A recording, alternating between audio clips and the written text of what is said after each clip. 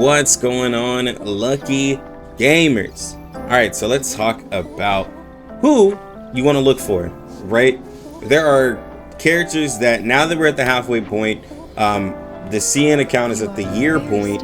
What are we looking like in the next 6 months as CN is leading into 2.0, right? Are you sure this is an Okay, effective method? Lucy, chill. So there's a lot of characters coming out. I mean, you have characters from Getian, you have Marcus, Vila, Isolde. Like, there's a lot of characters. And which one should you be focusing on, right? Like, which ones are going to really seriously impact your account to help you out? So first thing what I'm going to say is that if you have the pulls, I've been preaching about Isolde. I have Isolde. I love Isolde. Isolde is a great character. Yes, I do have portraits in her, but at P0 we tested her and the character is crazy.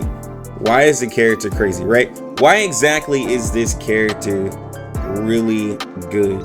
What makes her really good? So yes, she likes to have burn, but she makes everybody a burn character. Like, she, with her insights, she's able to give everybody pre-ignition, which is the same buff that Spathadia has, and she's able to let everybody put burn. The only character that can't apply burn to an enemy is Vila. So everyone can benefit Isolde. She gives extra incantation might, she gives rousing morale, she lowers reality defenses. So she is gonna be perfect for honestly any team, just with that rousing morale. But what she adds also is just as a sub DPS damage. She does a lot of damage. Her follow-up attack happens at the end of the round, and it just hits AoE. It's really good for a lot of stages, a lot of content, and honestly it's gonna help you out. And the fact that she's spirit, same thing with 6, she could be put pretty much anywhere. She's not only made for just reality characters, she's also good for mental characters as well, especially with that crit defense that she can lower, but just the damage output that she can put. Like, if you want a more aggressive team, Isolde is going to be perfect for you. Now, Getian is cool and all, but with the release of Semo-wise, Getian is a little lower for me, because Semo-wise can do everything he can do. Does it come with a risk? Yes, but that reward is so high, and you don't even have to have your health that low to get what Getian can get, right, in terms of damage. Now, if you're wanting less risk, of course Getian is going to be better for you if you don't like the health loss, right? If that just makes you nervous or you just don't like that tech, that's fine. Then you can use a different character. You can use Necrologist or whatever. But Semo-wise is able to provide the strongest damage dealt buff in the game. So all in one character. So that's where I feel about Getian now. So when we move on, now there's characters like we'll talk about the DPS Marcus and Winsong together. So they're part of the new generation of DPS. Like, they had a little bit of a meta where they're able to get extra cards. They really like having cards leveled up, and they have crazy stats. Marcus having a really crazy high base damage with her skills and able to increase this, and is able to increase her card levels easy, and then that pairs really well with the Vila, because Vila likes having characters that have high card levels as well, right? And then Vila also gives extra crit to Marcus to make Marcus an even better character. Winsong plays by wanting to play her cards and get her ult, and then launch her cards with their ult, or you can just stack them all up. Either way, they're two really strong characters. Now, when it comes to summoning for them, they're really, really strong.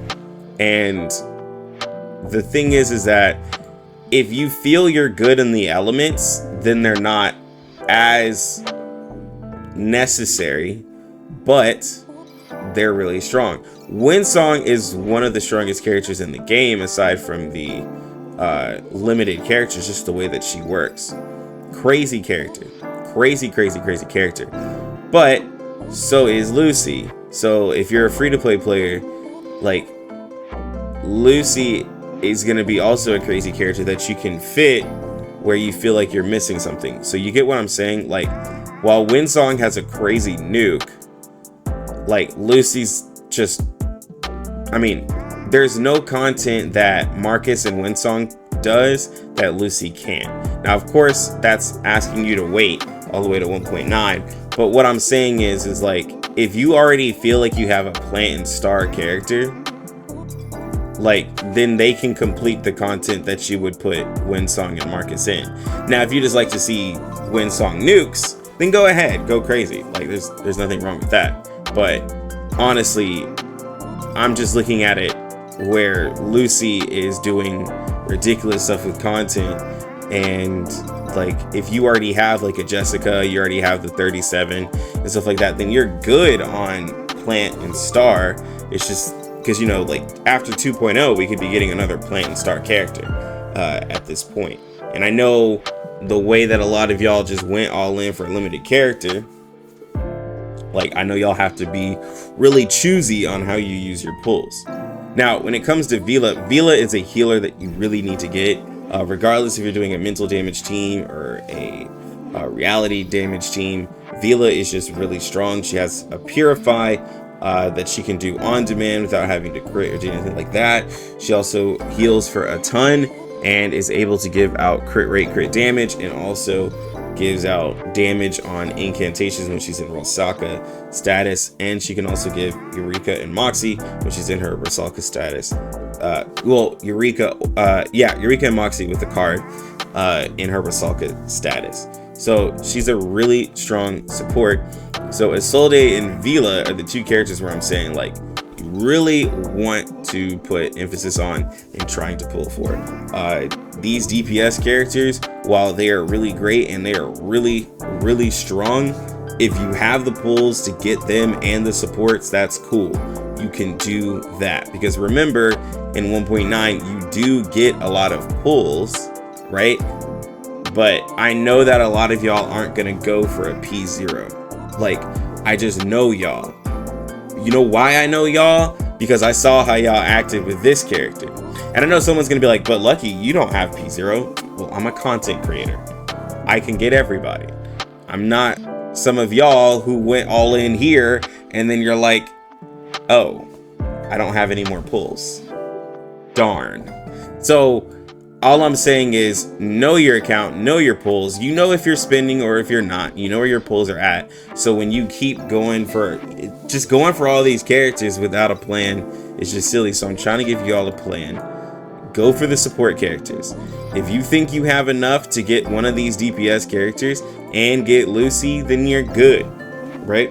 Now we find out what Kekanya does, but Kekanya, just based off of her kit, doesn't seem like she's gonna be a super like meta changing character, but we'll see.